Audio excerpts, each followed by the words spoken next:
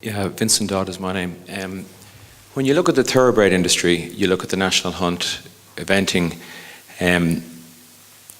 surely there's an opportunity to collaborate more with the success the owners and breeders have experienced in that side of the equine industry. And why are we not following their leadership?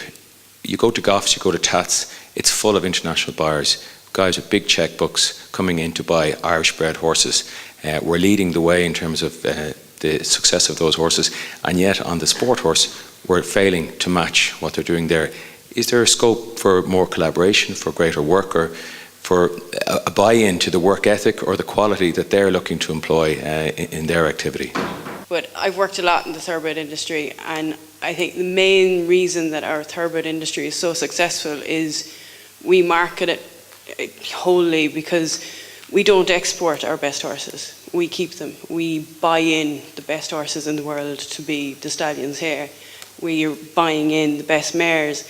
We're trying to get everything here, the elite. We tend to, no offense to the Japanese or whoever, but we tend to get rid of the lower quality thoroughbred horse, whereas the minute, Billy coming up along the ranks got a good horse that was sold, he had to go to England to make a name.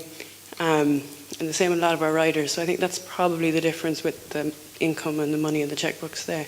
Okay, Sabrina, thank you. If you have good horses here, people will make money. I bought a horse last year out of Ecuador. Why would I go to Ecuador to buy a horse? It seems stupid. I bought a very nice horse in Ecuador, but why wouldn't I buy it here? So I think we have, the problem is, even the atmosphere here is very subdued. There's nobody standing up with very strong ideas as to how it will go. We hear the same thing. Because, like David, we would have heard, and it is true, about the thoroughbred, using the thoroughbred. And I know that the board tried at one stage to get the national, it was National Hunt, I think, Rathbarry were involved at one stage to try and use thoroughbred blood. And to bring it in a little bit more. And I know the Germans do it. They bring in, but the horse has to have a certain time form rating to be allowed to breed as a thoroughbred in Germany or Holland. And I think we need to have people to research how they've done it, but to research it with knowledge, not going over on a junket and looking around the place and hail fellow, well met. I think you have to really look at how they do it, because they are doing it in general pretty well. I know an Irish rider who bought three very good horses out of the 1 yard last week abroad. Why is that not happening here? And what I'm afraid of is we will be talking the same way in 20 years' time. So somebody is going to have to make some difference if there's a business to be got here in Ireland from this.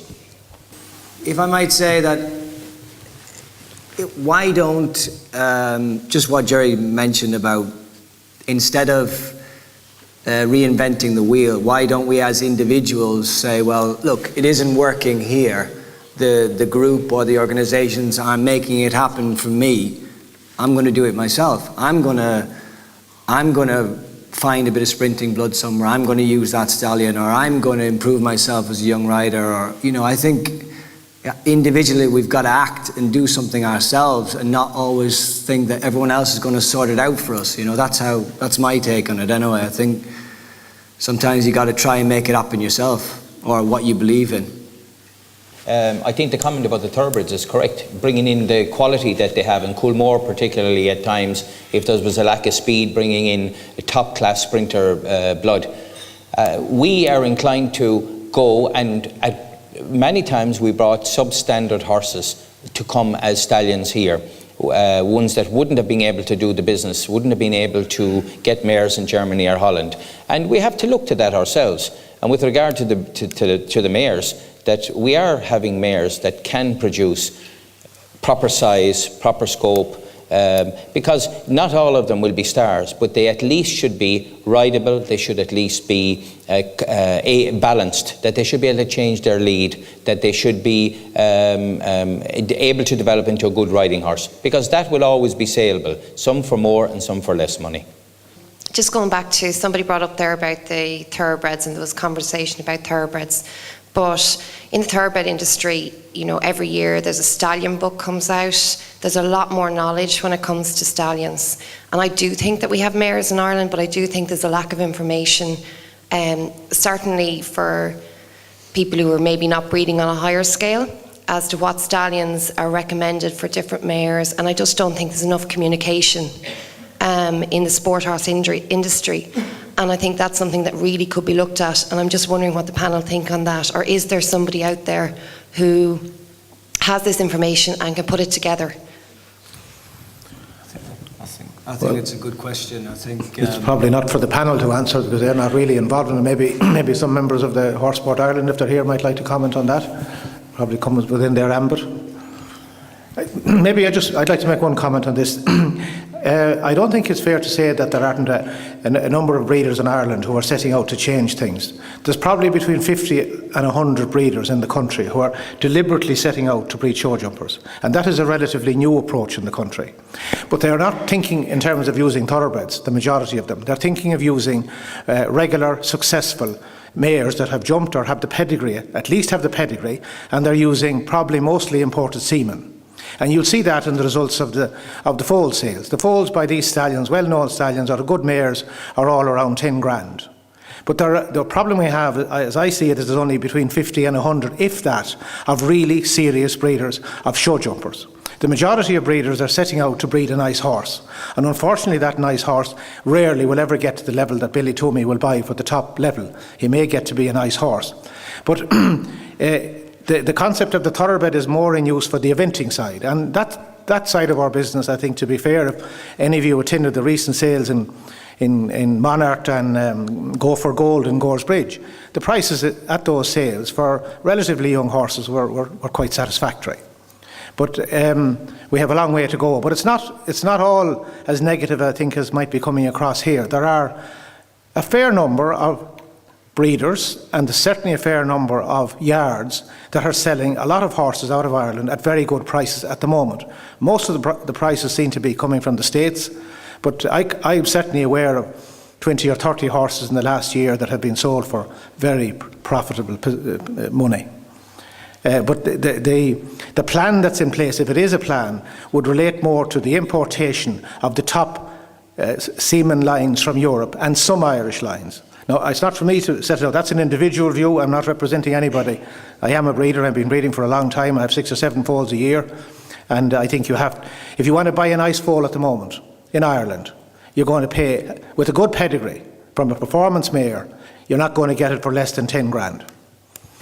I think foreigners have the perception that the horses aren't good enough here. And like Jerry said, you can go to Belgium, Holland, Germany, and you can drive in there, fly in there, and you can go to like 10 yards and be looked after like a king. You'll see horses presented to you and they look like the next best thing. Come to Ireland sometimes, it can be difficult. You're traipsing around everywhere. You could be in a wet sand arena, and it can be difficult for like wealthy clients to come in there.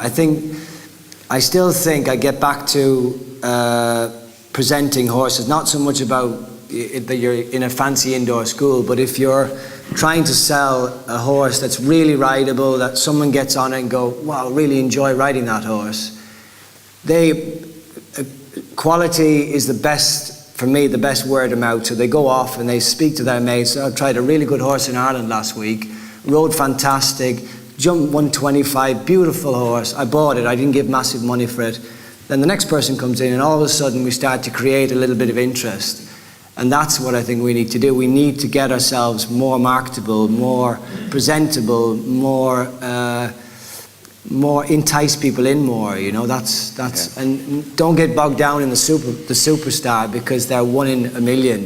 It's all negative, but I still think that it's improving in Ireland. I think I watched. You can watch on Irish Sport TV, and I watched all the young horses from Cavan, and there was some really, really nice young horses in the classes. I've been to try a few, I bid for some, I didn't own some, I bought Kodarko, and I've been lucky in Ireland.